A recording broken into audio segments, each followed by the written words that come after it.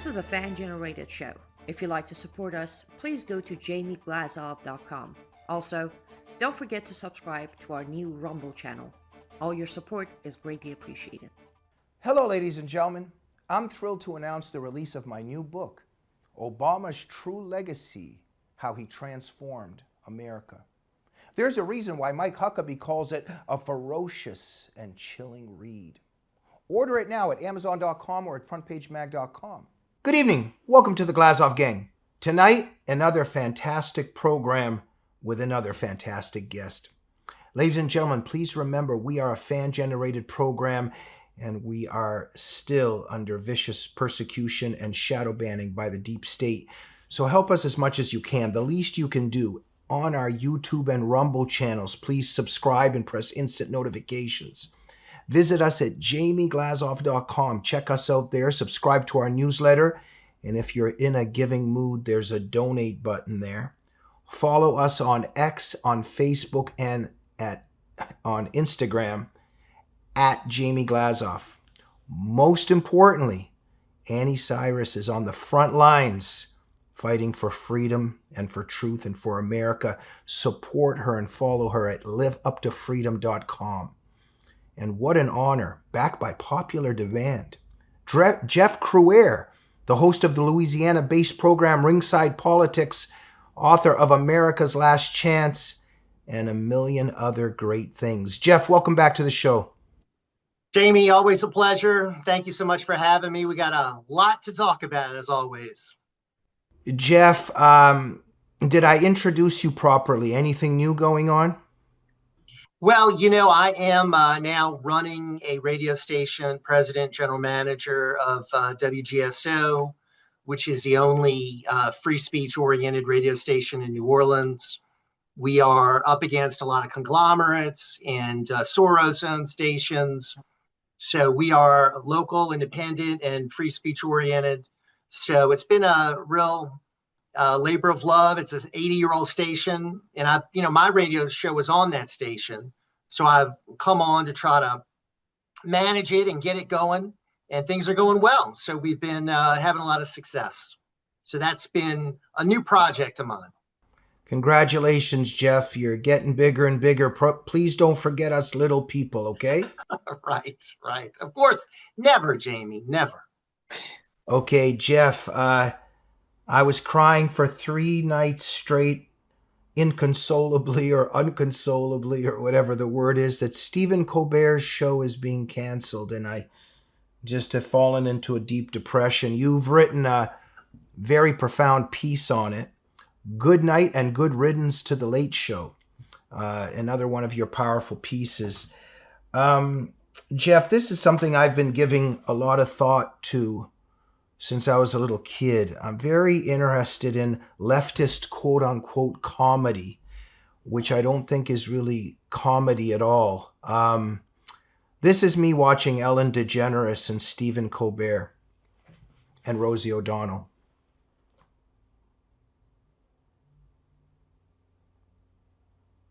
Okay, I've made my point. Maybe that's why I didn't become a comedian. But I want to get into it because we can disagree. Everybody has different forms of humor. But there's something about these Stephen Colberts that's just not funny at all. And it's actually something dark. I want to get into that. But let me give you the floor first. What's going on with this guy? Well, let me just give you a few credentials. So I host a show in New Orleans called Politics with a Punch. It is a stage show. It's a political comedy show. We call it Louisiana's premier political comedy show. And I've been doing this 22 years. And we do it every other month. And I bring together a panel of comedians and politicians. And I'm not the comedian, I'm just the host. And we talk about everything that's going on. And it attracts people that just want to have fun. And we do it off the record so these politicians can be honest. So I know a little bit about these comedians here in this area and how it interacts with politics. And over the years I've been doing it, it's been harder and harder to get comedians that are not super left-wing idiots I want a comedian on my show who's going to make fun of both sides and be somewhat, fun-loving. Some of these leftists are just so hardcore, and they just can't make fun of their own, and they just want to go after Trump and Republicans. So I've seen that on the late night show. I mean, I grew up, Jamie, watching Johnny Carson. You had Jay Leno, who I thought was also very funny. He would make fun of both sides. But like the past 10 years, it has just become unwatchable because all of these late night comics are just like Stephen Colbert. They're leftist hacks, and they use their show to go after Trump and MAGA Republicans and to use it as a platform to promote Democrats. And that's not the tradition of late night comedy shows.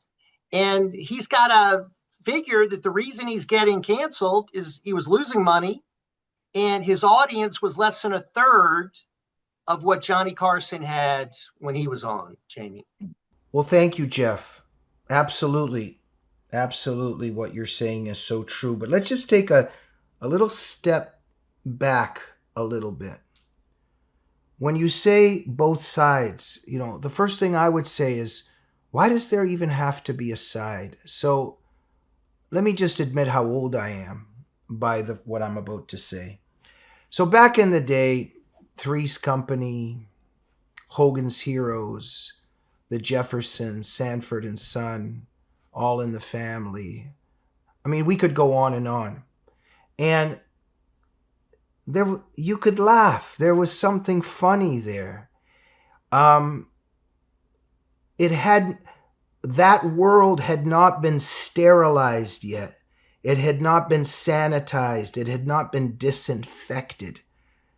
Because what the left does is it disinfects everything. Because even when I watch some of those shows, even when I watch The Office, constantly I'm like, oh, that couldn't be on anymore. Oh, that couldn't be on anymore. Oh, that couldn't be on anymore, right? It's always in our head what couldn't be on anymore. And what the left does is it sterilizes everything. We couldn't have a Seinfeld today. And I often think about what is humor?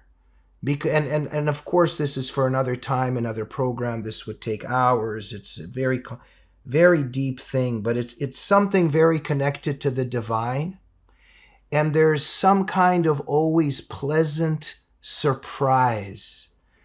But when the left brings in the North Korean troops that are just marching up and down in perfection, up and down, the way the Soviet troops would march up and down Red Square, the way the Maoist troops march up and down, there's nothing funny there. And they've sterilized everything. And when you watch a Stephen Colbert, the first thing that comes to my mind is, and I speak in code just to try to outsmart our persecutors. And so I use different words, but I think you'll know what I'm referring to. He has a certain skit that he did in the past with the people behind him dancing that represent the potions that they tried to force on people, right? Right. And that was very significant to me because that reflects to me, in many respects, a Holocaust, the Gulag. Again, the troops marching up and down. There's nothing funny about that. And that's who this guy is. And that's what the left is. And I'll just say this here, I'm never ever surprised at what comes out of their mouths. So even just recently, I don't know if you were following it, he was making one of his jokes and he was saying, no, it's not going to be Jimmy Kimmel, because Trump was saying something about Kimmel's next. And Colbert says, oh, no, it's not going to be Kimmel. I'm the martyr around here. And I'm going to be the only one, and God forgive me for saying this, but I'm just saying what he was saying. I'm the one that's going to be on the cross, and I'm pretty high up, and I can see your house from here. It's not a surprise. Mockery of our Savior crucified on the cross. And it's, you always know that it's coming.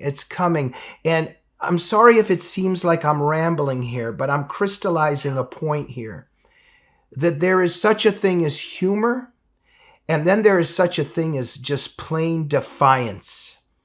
And you see it even in a Rosie O'Donnell when I was young, and you would see Rosie on stage, and she's always got the F you, F you, F you. There's a certain, it's not even a laughter on the left. There's a certain kind of sadistic chuckling. So everything is political. Everything is an agenda. And it really has nothing to do with touching the human heart. Let me hand that over to you. Well, I mean, you said a lot there, and I think you made a lot of good points. I will say this, that, I thought it was very sacrilegious when he made that comment about the cross. I mean, I thought that was just horrific. But he has to do that. Yeah, and it just goes to show you, the mentality here. And he is a member of the establishment. He is part and parcel of the Democrat Party, which is why the Democrats are so upset that he is being canceled. He's had hundreds of Democrat politicians on his program. He's been on the Late Show 10 years. Prior to that, he played a Republican on The Daily Show and on his show on Comedy Central. And I think you make a good point. Someone that vicious, mean-spirited, I don't find funny. I mean, that's not, to me, comedy. He's trying to give political marching orders. He's trying to do the bidding of his masters of the establishment, the Democrat Party, and trying to get a message out there to, unfortunately, most of his audience is younger and impressionable, and they're the ones who soak it all up, because a lot of these people have been indoctrinated in their colleges and have become susceptible to that. Well, Jeff, let me interrupt for a second. You said it right there. When we would, let's say, just be watching The Office or Seinfeld, you can kind of sit back and just chuckle at some of the things happening there. But you said it. This form of humor, it's really a message, isn't it? It's not just to touch the human heart. And this is why Rosie O'Donnell and Sonny Hostin and Joy Behar and others, they're in a fury right now. But precisely because they're in a fury means that there's a message, right? Right. And you look at all these people. Kathy Griffin, I mean, she used to be supposedly a comedian. She's just someone who's just filled with rage. Rosie O'Donnell, filled with rage. She was supposedly a comedian.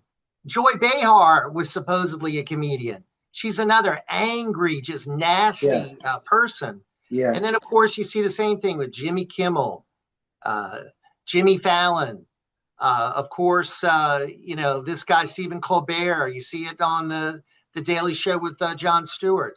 So that's why Greg Gutfeld, who is quote unquote comedian, but comes at it from a different perspective, has higher ratings than all of these guys. He has, he averages 3.2 million viewers. Stephen Colbert averaged only 2.4 million, and he was the best of the bunch as far as ratings. Kimmel and Fallon are even below where he is. Jimmy Fallon inherited an institution called The Tonight Show that was started by Johnny Carson. As Donald Trump said in a tweet, this moron destroyed it. And I think part of that is because they're so mean-spirited. They're so focused on just Trump and the Republicans, and they just bring on these kind of guests, and they turn off more than half of the American people. I mean, Donald Trump won. Most people are Trump supporters. So they're basically saying to more than half of Americans, we don't want you watching. And that's why other alternatives like Greg Gutfeld are doing well in the ratings. Jamie, that's my view. Well, you're absolutely right, Jeff. And I'm just adding a footnote and an appendix here that there doesn't also have to be sides. There doesn't have to be a message. We can just laugh. We can just laugh. But in their world, I remember reading about Mao, and they said that the officials around him, some of them had great senses of humor. They joked a lot. But then when the Cultural Revolution started and Mao, etc., all the joking had stopped, and they just completely purged themselves, the officials around him, of all their personalities. No more joking and no more being even different or being an individual. And so when the left sterilizes everything, when it disinfects everything, what kind of humor is left? And all that's really left is, I guess, just attacking Republicans and Donald Trump. But I'm not sure if that's really humor. I've been, giving this a lot of thought. And sorry, I don't want to go on another tirade, but I remember when I was younger, for instance, I would watch Jay Leno. There's leftist humor, and then there's just human humor. And when you watch Jay Leno, I could notice that you can actually see a conversation. Like Leno would talk, and then I would catch it. It was same with Johnny Carson, Leno, but there would be a conversation, and the conversation would lead somewhere. When you watch Letterman and Ellen DeGeneres, watch very carefully. It's so wacky. They don't allow process of thought. It's always like, and there's all this wackiness that they start. Like if you watch Ellen DeGeneres back in the day, she would come up and go, all right, I had a beer, and then it happened over here, and then the tree fell over there. I studied this for years, and I began to conclude it's chaos. They actually want chaos. Now, they don't want too much chaos when they're going at Trump, but everything else is very chaotic. And I'll throw one more thing out. They condemn all forms of comedy, of laughter, by saying that you shouldn't punch down. So everything falls under punching down. But for them, it's about punching up. And I kept thinking about that. And I realized when you're punching up, who are you really punching in the end? Well, it's connected to Stephen Colbert's joke about being on the cross, isn't it? Ultimately, it's a punching of the Father in heaven. There's something very dark and I would say demonic there. I'm sorry if I got a little bit too serious and talked too much about this, but let me hand it over to you again. Well, I mean, I think another way of looking at what you're saying is that, when you look at Carson and Leno, you had conversational humor. Mm-hmm. And you also had more innocent humor. Mm-hmm. And when I say both sides, it was something that everybody could be attracted to. You're not turning off half of the audience every night and saying you can't watch. You never knew whether it was going to be a joke about Bush or a joke about Clinton, a joke about Reagan, or, a joke about Mondale. So it was, to me, something that attracted me. Like, what's he gonna do tonight? And it was fun. Now it's dark, it's divisive, it's as you say, sort of helter-skelter type of style that they have. It's not engaging with the audience. Yeah, it's demeaning, and as you say, it's demonic in many cases. So. I'm not shedding a lot of tears over Colbert getting the axe. I think it's sad that he's going to be on until May, which is, way too long. I wish they would have just made the move now. And I think CBS is maybe realizing that, for them to grow an audience, they're going to have a different approach. And I'm glad to see that they're going in this direction, Jamie. Yeah. But it shows, also, Trump went at him, and then Colbert goes back at him, and surprise, surprise, go F yourself. Yeah, that's really funny. But that's really funny. That's sophomoric. Johnny Carson. I mean, Johnny Carson would never have demeaned himself and made those kind of comments. And it's very sad to see where this thing is all gone. So. The Democrats are having a hissy fit about this, Jamie. Well, at the very fact that they're having a hissy fit, like, for instance, if Sanford and Son was canceled back in the day, or Hogan's Heroes was canceled back in the day, you wouldn't see people having a hissy fit. You might see people just maybe upset that one of their shows got canceled, but it shows that there's a political agenda here. And the left believes that it has a right to power. and has a right to brainwash people, and they just can't get it through their head that they. I guess they feel they have a right to a monopoly. Yes. I guess they feel they Yes. have a right to every late Yes. night comedian, Yes. every network, every Yes. newspaper, every broadcast medium. I guess they feel like every university, every union, every Hollywood star, every film. I mean, I guess that is what their thinking is, because I guess they realize if they don't have a monopoly and people are exposed to the truth, then they're going to suffer political consequences, because people will be more receptive to what is really going on, as opposed to the false narrative that they paint all the time. Yeah, yeah, and I'm just really appreciating this conversation this evening, because as maybe our viewers could tell, it's something that really means a lot to me. I spent many years trying to understand this. I remember watching Rosie, and there's even this snarl when she's up on stage, and just in terms of the obesity and connected also things to her lifestyle. After a while, I realized, you know what? If this woman was not obese and actually lived a certain, maybe moral way, one could say, and wasn't filled with so much self-hatred and self-revulsion that you can just see, she wouldn't even be up there making jokes. That the very root of it is some kind of self-revulsion, but there's always this kind of defiance of like it's a kind of and that's leftist humor for you. I reflected on this for many years. We would sit back, like let's say if Leno was cracking a couple jokes or Carson, we would all sit back and kind of go, just have a little bit of a laugh. But when it's the Colberts, the audience is very much kind of like like it's a snarling, mocking defiance. It's not what we see as humor. Right. It's mean-spirited, and it's politically directed. You feel like the purpose is to mobilize people to get out there and work on behalf of the Democrat Party, and to be foot soldiers for the movement. Like he's got orders on how he's going to have to deliver these people, and this is how he does it. Again, as we talked about these great shows, these great sitcoms, these great comedians of the past, it was just good natured. It was innocent, and it wasn't the kind of politicized hatchet job that we have now. And you don't see, to just expand the conversation. I mean, you don't see the Seinfelds on TV anymore. I don't even know the last time I saw broadcast television in a comedy show.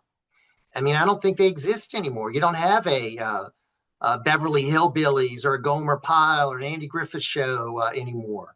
Everything's become so woke. Everything's become so hard-edged and left-wing that, as you say, none of that kind of comedy would get past the censors today on these networks, and that's a shame. Yeah, they sterilize. This is what the left does. It sterilizes everything, and it sterilizes the human being, or it tries to, and therefore independent human thought can't exist, and also ultimately humor can't exist, and there's some kind of war on the divine. And our producer, Annie Cyrus, in my opinion, has a wonderful sense of humor. Annie, what do you think about our discussion and your observations, also in some ways coming from Iran, coming to the United States, learning about American humor here? What do you think about all this? Well, thank you. I would like to think I have a good sense of humor, but You have a it's wonderful sense of humor. thank you. It's interesting you asked me that, because by the time I learn enough English to watch any proper shows, um, I remember I enjoyed, I don't know if it's in the same category. I never enjoyed late night shows, I can tell you that. But I would catch some of the Seinfeld, and later on, I'm drawing a blank on the name of the show, but King of Queens. There you go. And gradually, I witnessed what you're describing. Even as someone who wasn't here long enough, I started seeing it. The early on of my time in America, there were still jokes being made. Like I can think of 20 scenes of King of Queens that today would be considered sexist Hmm. and misogynist and racist. But one thing it has never surprised me is when the left cannot have a sense of humor because miserable people don't know how to laugh. Mm. To expect leftists to have it's kind of like expecting a funny Hmm. Muslim preacher on a stage. Can you imagine Hmm. that? No. Uh-huh. And again, this is where they fit so perfectly together because they have to turn everything into politics. Everything Hmm. is offensive. Everything needs to be Yeah. twisted. Now, with Jimmy Kimmel, I would say I can't watch him as Jeff's, I can't. I tune in sometimes just because he's either talk about, it's big, President Trump, or even sometimes Mike Lindell. So I tune in. 30 seconds later, I'm like, the level of how much Jimmy thinks he's the hottest shot out there, I just can't stand it anymore. So I Hmm. turn it off. Well, it's sorry to interrupt, Annie. It's more of a narcissism and look at me rather than trying to touch the heart of others. Exactly, and Yeah. that's the thing. In order to have a good sense of humor, Mm-hmm. you need to be humble enough to start from making fun of yourself before you start Mm. telling good jokes. These Mm. people cannot even look in the mirror and find Mm. a spot wrong with themselves because they're so perfect. And Mao and Stalin could not make fun of themselves, right? Neither could Hitler nor Muhammad. Uh-huh. Mm-hmm. Mm-hmm. Yeah. I'll just Yeah. say this: my two favorite presidents, Ronald Reagan and Donald Trump, both I think were very funny. And Reagan had an incredible sense of humor, and I think Trump is a funny guy. I think he has a sense of humor. And the thing about it, as Annie just said, I mean, Reagan could make fun of himself, his age, his background in Hollywood. And I mean, there are videos of all of his jokes that he would tell throughout the years. And I think that shows that people are comfortable with themselves and connecting with the audience. And I think that's part of why, they've both been very successful. Now, you compare that with these Democrat presidents we have. I can't imagine Joe Biden trying to tell a joke, or Barack Obama, or Jimmy Carter, or any of these guys. Or, I mean, Bill Clinton's life was sort of a joke, but he wasn't a person that could really tell a lot of jokes. So Mm. I find that interesting that that's sort of a characteristic that both of these very successful presidents have, in my view. Well, thank you both of you very much. And I think that Jeff, what you're saying very profound, and Annie's point there too, that when you are you've made yourself a god that's leading the world to utopia. Not sure how much laughter can come from an individual like that, but when you're humble and see yourself as a flawed human being, I think that in that atmosphere, humor can grow. But look, the bottom line is that Sonny Hostin is going crazy, Rosie's going crazy, Joey Behar's going crazy. They're on the verge of a stroke, talking about how it might even be the end of the U.S. Constitution. If I think that's what Sonny was saying with Stephen Colbert disappearing. And so let's just end on that for a minute. They really believe that they're the ones entitled to power, and and that's why they also see this as a conspiracy. They just can't believe that maybe nobody's watching, and that's what the network's saying. This guy is just losing us a lot of money, nobody's watching. They can't believe that, and it's not important to them what people think or what humans want. It's just that we have the right to power and to bring the world to utopia, right? They also feel like they have a monopoly on speech, and that they're the only ones that can speak because they've characterized this decision, which is a business decision, as an attack on the First Amendment, which is insane because it's not an attack on the First Amendment. It's a business decision where they're cutting major losses and they're going to try to bring on programming that's going to attract a bigger audience that he had. Yeah, people have the right to speak. You don't definitely have the right to have a late night show on CBS that's losing $50 million. What I find amazing is that they kept the show on as long as they did, losing all of that money, Jamie. If I could jump in, it's kind of like if you have a restaurant and you decide to drop on the quality of your ingredient and fire your chef and hire a terrible newbie chef. And when you don't have customers, you're forced to shut down your restaurant. You can't go out there and claim the discrimination. It was your choice to turn your so-called late night show into a smear campaign and a split of my side or you're my enemy type of hour of the night. And when you lose your audience and the network is like, sorry, we can't afford to pay you anymore because you're not doing your job. Now they're somehow going to twist it into there's a problem with what they're doing. But I guess I'm just repeating what you all said. They're too perfect to be pulled off air, right? Because they know what they're doing. So of course they're going to be upset. Well, thank you so much, Jeff and Annie, for your profound insights on this. I'd like to continue this in the future because I think that just the reality of humor and how it's interconnected with what totalitarians try to do to the human race, it's very much part of what's with this whole Stephen Colbert narrative. But before we go on to the other important issues of our time, Jeff, have you even laughed once at anything that happened on Stephen Colbert? No. Yeah. I you know what I've laughed at? I've laughed at the hysteria ever since the announcement was made that he's leaving. That's what I've laughed about. Yeah. No, I never found him funny. I never found Letterman funny. Never found Jimmy Fallon funny. None of these guys I've found funny at all. Yeah. So, no, I've never laughed at them. And I don't really watch them much because they turned me off years ago, Jamie. Yeah. And thank you for your wise insights. And Annie, thank you too. And I think you crystallized something there where miserable people, they can't really joyfully laugh. If anything, they have to mock or convince somebody else of something evil. Right, Annie? Exactly. They need to. Well, I think the saying goes, "Misery likes company," Yeah. and that they can't stand somebody else's happiness, joy, and if they do see someone happy, that they will gladly, whatever tools they have at their disposal, they will use it to take away that happiness.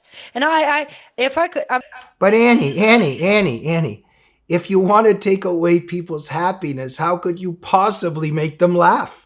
exactly. But here's the thing: in these cases, they count on their side of the aisle, who are miserable enough to sit there late night after a long day and watch someone be nasty towards a good person. Right. The shared hatred is what they count. They never count on possibilities that there aren't enough people who enjoy the miserable competition as much as they do until their show gets canceled. But one thing, if I could, it is still related to this topic, but one of the things that I would like to say, I have never watched this person's show, so I don't even know who he is. Forgive me if that's a bad thing, but I've never watched his show, so nothing against him. But I want to say I am so proud of most of my fellow Americans because these kind of results prove that no matter how much evil, how much misery, how much agony they try to insert into our society as Americans, we still wake up every morning and we stay in joy, praise, happiness, and gratitude because we have Lord on our side.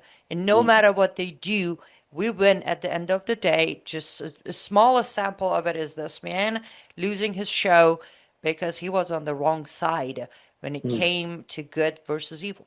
Amen. Thank you, Annie. Jeff, we give a lot of free choice on the program. So would you like to make concluding thoughts on humor, or have you done that? And should we move on to Obama's treason?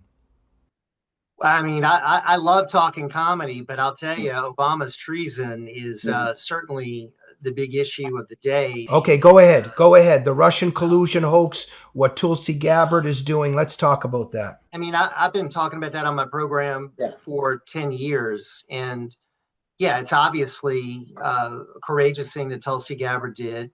I think it's interesting that a former Democrat is the one exposing all of this. I think she's an excellent member of the Trump administration. So she's uncovered this intelligence. It shows that Trump was set up, as we all predicted all those years ago, what happened. And he was tied to Vladimir Putin, when we now know that Vladimir Putin had compromising information about Hillary Clinton that he did not use. So if he really wanted Trump to win, he would have dropped all the information he had about Hillary Clinton to help Trump, but he didn't. So all the Russians really were doing in that election was just sowing discord like they normally do. They weren't picking sides. Putin wasn't in Trump's corner. Trump wasn't colluding with Vladimir Putin. Why would Putin want a wild card like Trump when he had someone like Hillary Clinton, who was already compromised, already had banked millions from Russians for her foundation? Her husband had already scored big money on speeches over there. She was the architect of the Uranium One deal. So why would he forego that and want to make an alliance with this wild card businessman, Donald Trump? It never made any sense to me. And now, of course, it's all coming out. They concocted this, Jamie, as a way to handcuff Donald Trump, prevent him from pursuing his agenda, and thwart the will of the American people. We voted for that agenda. They tried to stop it because, again, the same sort of thing with these comedians, the arrogance of these people, that their way is the best way, that we don't know what we're doing in supporting Donald Trump, and he can't succeed. So now, after all these years, finally it's getting exposed. And finally, we have a DOJ that says that they're going to investigate this, and a strike force has been created to get to the bottom of this. I would like to see, James Clapper says he's going to be indicted. He's lawyering up. I would like to see that happen because we've been waiting for this for a long time, Jamie. Well, there's referrals to the DOJ for actual criminal investigations, Obama included. For me, this is just too good to be true that there's going to be some kind of justice. But all of that Russia stuff, Tulsi is now saying that so many documents are showing, revealing, demonstrating that with Obama at the head of all this, this was all actually a lie and sinister, illegal stuff of libeling and slandering Trump, right? 100% right. And Obama was the coordinator, but all of his minions were working with him. Clapper and Brennan and Comey and all the people were pursuing this. And Donald Trump was spied on. His campaign aide, Carter Page, was spied on. He was spied on during his campaign. He was spied on during the transition. He was spied on in the White House. They took out his national security advisor, Michael Flynn. They set him up from the very beginning with this Mueller investigation when his attorney general recused himself. Yeah. They got the special counsel appointed. And he had to deal with that. I mean, it really put handcuffs on him through his entire first term. So their goal was to try to limit his effectiveness. To some degree, they were successful. It's amazing he was able to do as much as he did in his first term with all of this hovering over him, Jamie. Well, I just love Trump's playing there on Truth Social. He was showing this AI video of Obama getting arrested or whatever.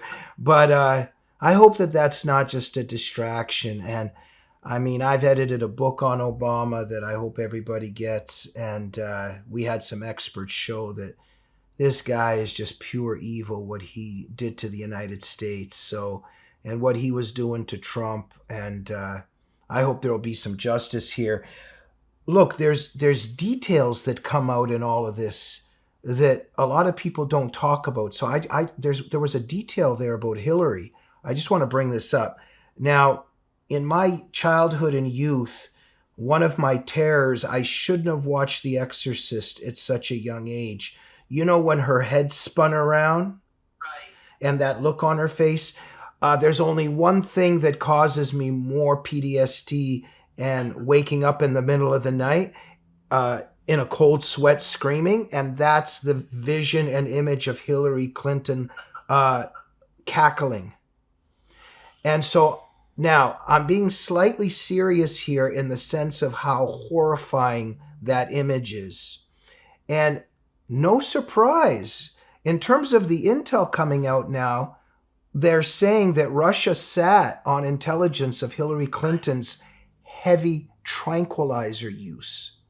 And I looked into that. There's something to do with psychotic medicine or antipsychotic or something like that. But the word psychotic is there, and she's on all these tranquilizers. Then you start putting the two and two together. Remember there was that video of them carrying her into the back of the limo or whatever? 9/11 ceremonies, and she collapsed, and they dragged her in to the limo. And then curiously, a few hours later, she appears like nothing has happened. And the press, the press, Jamie, they never really get to the bottom of anything. So they never probed as to what that all was. But who knows what they were getting that woman. But that laugh of hers, please, I ask my audience for forgiveness for my next comment, but her laugh is kind of the anti-Viagra in the world.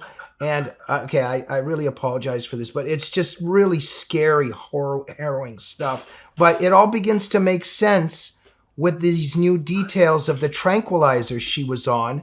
And Putin had this in his briefing. So they could have used this really against the United States, right? Oh, no doubt about it. And he didn't do it because my view is that he would have preferred to have Hillary Clinton as president, a known quantity. So, it's interesting, Jamie, this whole thing was concocted to try to get attention away from the Hillary Clinton email scandal. How can we get people focused on something else? So they started with this whole Russian collusion nonsense. And they just kept at it until they got a special counsel and they got Trump impeached. And, he's been angry about it ever since. And I think rightfully so. I mean, no president has been through what he has been through, Jamie. And it started the day he came down the escalator, and it still goes on today. I don't know who else on this planet could have survived what Trump survived. But it turns out now that Brennan, another SOB for another million reasons, suppressed the intel that Russia had compromising material on Hillary in 2016, right? Well, exactly. Yeah. They all worked together to create fiction and promote that and make sure that the real intelligence was hidden. So it was a total lie that they spun under the direction of Barack Obama, who is the Manchurian candidate, Jamie. We know that this is a guy, and you've done your studies on him. You know the whole background of Barack Obama's fiction, and everything about him is not true. We've been sold a bill of goods about Barack Obama. So he's, I guess he's angry at the end of his term. He wants to make sure Donald Trump doesn't destroy his legacy. So he's like, I'm going to make sure that this guy is saddled with all of this. Yeah. And who knows? I mean, who knows? And I'm going to say something controversial. Who knows the role of Mike Pence? Because Mike Pence helped set up Michael Flynn and get Michael Flynn to have to resign as the national security advisor. So maybe they thought, if we can get rid of Trump, we'll have a guy in there, Mike Pence, that we can work with, more of a person aligned with them on the issues, not a MAGA guy. And who knows what kind of role he has. Now, looking at him, I don't really trust him at all, Jamie. I was watching I do it so you guys don't have to do it, or that. No, I don't mean maybe. No, I take that back, because Annie and you and I, we do this, but I mean that I did this so many other Americans don't have to do this. I watch Michelle Obama's new podcast.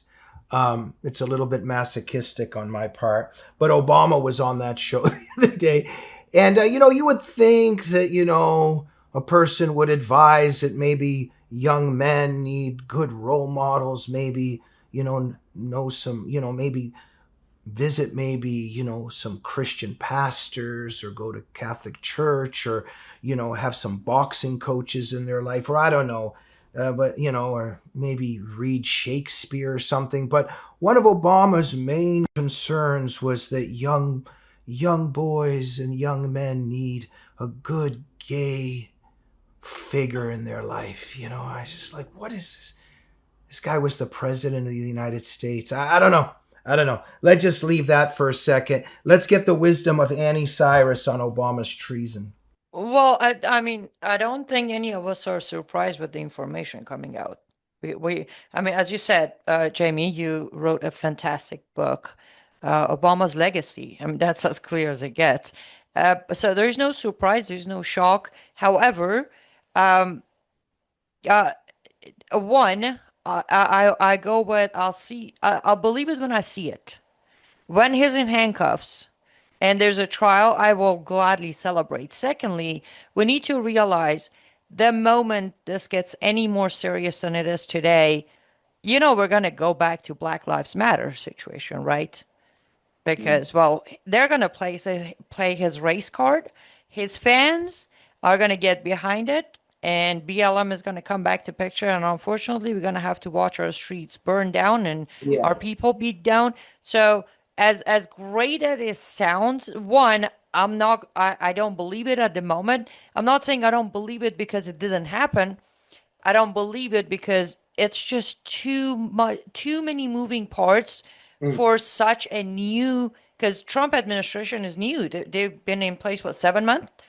That's too new. That it doesn't have the establishment today to coordinate everything that's going to come as soon as these indictments are happening.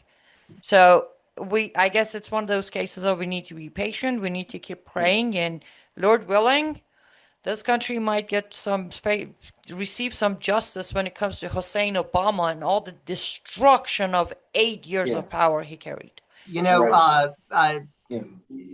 I would just say this, Annie and Jamie, we've been a very patient people.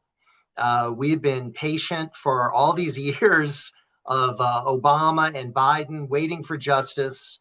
We've been patient as all this abuse was hurled at Trump and his supporters, thrown in jail, put through the ringer, while nothing happens to any of these Democrats.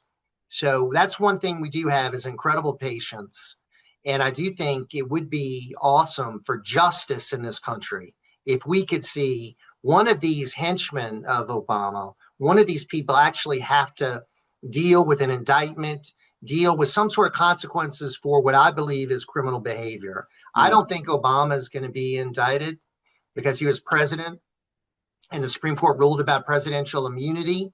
But I do think James Clapper's worried. He's getting his lawyers, and maybe John Brennan, some of these other guys, they could be very well vulnerable, guys.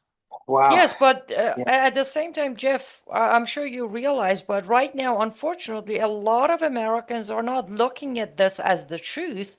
They're looking at as, oh, Trump administration is going after Obama people because Biden people went after Trump. I have heard this literally, or I've seen it on social media. Oh, this is a witch hunt. This is revenge. It's like, guys, Obama was there before Trump even ran for the first time. Come on. Right. What you're saying makes no sense. It's not like Trump is going after Hunter Biden, which I think somebody should, but that's another topic for another show. Right. But unfortunately, yes, I agree. We've been very patient with a lot of topics. But again, the moving parts are not, I guess I should be more, the docs are not all in a row. I think it's a little premature for a move. And I hope they calculate everything because it's one of those times they're going to get one shot and one shot only at it. Mm-hmm. Well, you're right. I mean, they have to do it carefully, and I think that they will. And I think this has probably been something that they've been looking at for a while. So we shall see how they handle it. The thing they're talking about, besides it being a payback for Biden, they're talking about this all being done as a distraction from Epstein. Because, all the liberal media, all they're talking about is Epstein. They're ignoring this bombshell. Yeah. And they're saying all Trump is doing is try to distract from Epstein. So that's their talking point. Yeah. Annie and Jeff, thank you so much. I just want to touch on this and hit on this before we got to go. Because speaking about what's funny and not entertaining, let's talk about something that was very entertaining. Hunter Biden on Channel 5 with Andrew Callahan. I mean, they got to get this guy back. Annie, can we please try to get Hunter Biden on this program? Because this was just... No, I'm sorry. That is not happening. Not under my production. I mean, how much popcorn can we buy and eat during... I mean, this was just...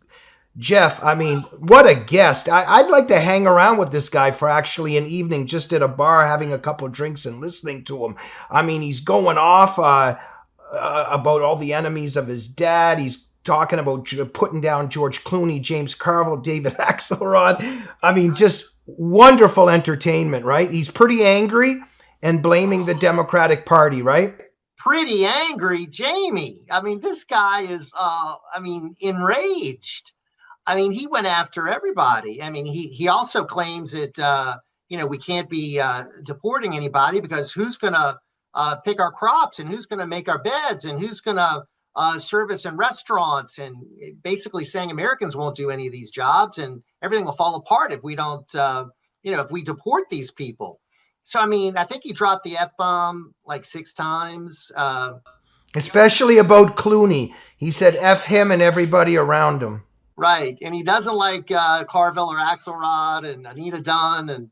And it was interesting that, he really perked up when the discussion turned to crack. I mean, that's what the guy showed the most expertise on, crack. So he gave like the viewers a, graduate level course on crack, which I thought was pretty scary. I mean, this guy is a screwed up guy. He's an entitled rich guy. He got pardoned by his daddy. No other person in America would be out of jail right now for doing everything that he did, all the crimes he committed with guns and prostitutes and drugs.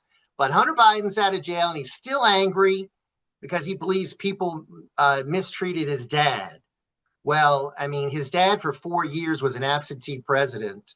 The country was mistreated by the Biden family, Jamie. No, absolutely. But now, okay, yeah, I love the lesson on crack. But there's another detail again. Look, is everybody on drugs? Am I missing out on something? So Hillary is on tranquilizers, some kind of antipsychotic medication. And then it's interesting. Hunter is mad that they got rid of his dad, saying it's unjustified, but at the same time, admitting that his dad is somewhere in another dimension because of Ambien. And very in passing, just going, oh yeah, well they had him on Ambien and that's why he didn't do too well for yeah. But if somebody needs to be on Ambien and is shaking hands with invisible people, maybe they shouldn't be president. But what do you think about this whole Ambien admission? Well, I find that to be just another convenient excuse for why his dad did so poorly. And I guess he's blaming the doctor for prescribing the Ambien and for giving it to him too close to the debate, saying that that's why he did so poorly. I mean, what Biden did on that debate stage, Jamie, was what I had seen for 4 years from the guy.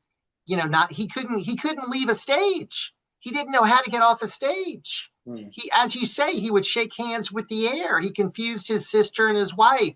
He wanted a dead congresswoman to come forward at an event. He didn't realize that she had died. This guy was not with it for the entire 4 years. So it's not the Ambien. It's the fact that he's got dementia. He's mentally incompetent. That's the problem. Yeah, but everybody seems to be on something. But he's very mad at Clooney for allegedly pushing his dad out and for hanging out with Obama or something. But that was great entertainment. Annie, are you at all humored or entertained by Hunter Biden and his interview? Entertained? No. No. No, I'm sorry. I can't stand this guy. Okay. I can't stand that this guy gets to sit anywhere freely after everything he's done. Just the fact that he's out there living life and dropping the terrible language on air, defending yet another criminal. It's just no. I tend to take it like I can't even watch it. I saw short clips of it and I couldn't. I'm like, no, this man does not deserve the freedom he has right now in any shape or form. Well, at least Donald Trump took away his Secret Service protection. So at least we're not spending millions Well, of dollars. isn't that better? Because now nobody can record his criminal act for him. I mean, it's better for him. Yeah. So now I guess he can be unleashed, but at least we're not spending millions of dollars on the guy. I don't think he deserves it. He's a real piece of work. That's for sure. I guess his artwork is all over because now that he's no longer a first son, who in their right mind would want to buy any artwork from that guy? But I mean, if you want a criticism of Democrat figures, I mean, who needs Republicans when you have Hunter Biden? It was just priceless. We got to go. Jeff, what are some of your final words of wisdom for this evening? I would just say this. I think we hit on some really good topics. Always love being on. Thanks for having me. I would just like to remind people that we're 6 months into President Trump's term. He's incredibly energized. The second term is so much better than the first. He's got a good team around him. I think we're getting a lot done. I'm very pumped about where we're going. We got incredible enemies out there that are trying to sabotage everything he's doing. So we just got to keep, I think, focusing on the big picture. And just love people to check me out. My website is cruere.net, CROUERE.net. And my latest web poll, Jamie, the question is, what's going to happen to these guys that we're finding out about? Will they actually be convicted? Will they be indicted? Or will nothing happen to them?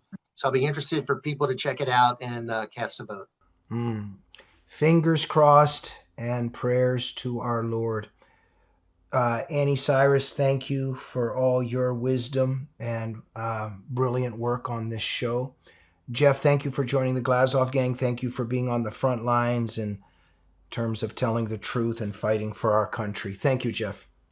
Thanks, Jamie. Always a pleasure. Appreciate it. Thank you for joining the Glazov Gang this evening. We'll see you soon. Good night.